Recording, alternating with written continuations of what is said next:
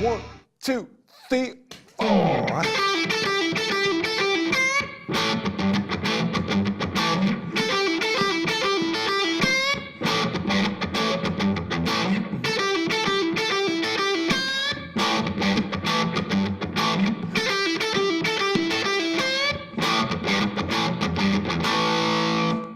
Oh, I like this stuff so much. We're doing a lick now. This is potentially a really fast lick, but we're going to put it in time. And we've played this lick in the last example, but I'm going to repeat it a little more. Let's see how many times. There's 4 of them. 4 of these licks. They all start with the upstroke. So we're going up, up, up, up. And in between, we have a down right after it, and that pull off. But you know that because you've been working on this. All right, so. Now let's take a look what the first finger is doing. It may depend on how, it sort of depends on how fast. The slower I go with this, the slower you go, the more the ear of both you and their audience will notice the details. So in this case, at a slower tempo, I'm going to move my first finger back and forth on that string a little bit to keep the note more separated. If I just bar and hold it, they're more likely to ring out. In this case, I want the notes to be more separate. So I'm doing a little bit of a first finger shift. That way the notes are really clean and separate and precise. Then our familiar bend with our giant, with a finger, the one giant finger we've constructed from putting 4 together. Quarter bend. All right, and then I'm going to do a rhythm with just 2 parts, the A power chord, 3 notes, and we're going to do a single G note. And I want to put lots of sort of chickas between there.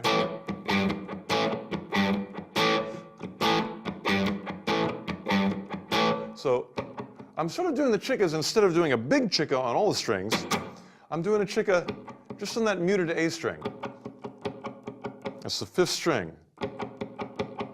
It's muted with my left hand. All right, let's see.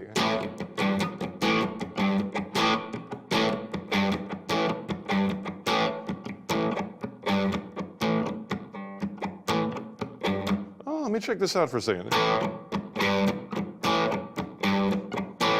Yeah, I don't know if it's a really exact science, but I'm aiming towards the lower strings just to make sure to get that nice chicka in between.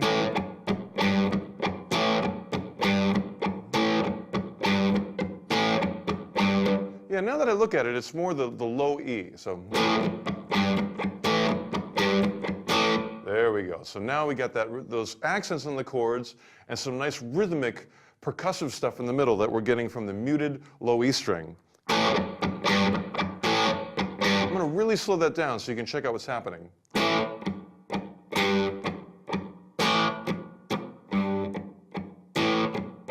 Now I'm sort of exaggerating the motion. I'm going to tighten it up and mute a little bit.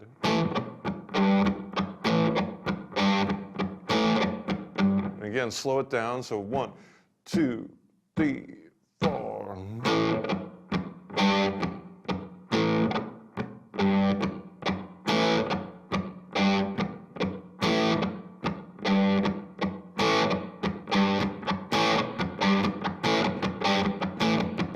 Now, I hope that really focused your ears in on what I'm doing. It's down, down, down, down.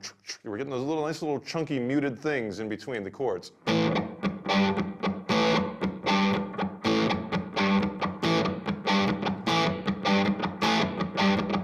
All right, now let's see how fast we have to do this to make it work. 1, 2, 3, 4.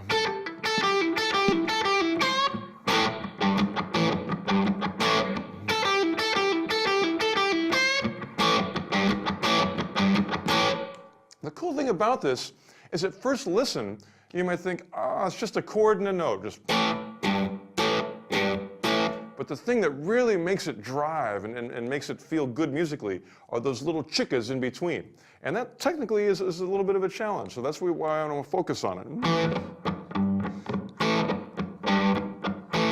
Again, that part is just, it's all within that rhythmic grid of the strum. So all that strumming technique that we did is really going to pay off here. Because in general, we're just going up, down and up, and wherever the accents fall, it's all within that motion of the strum.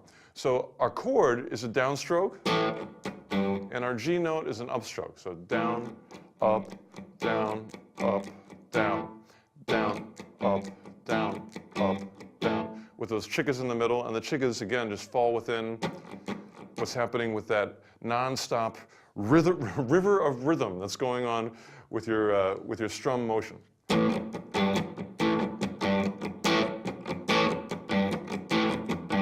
And we'll focus it in.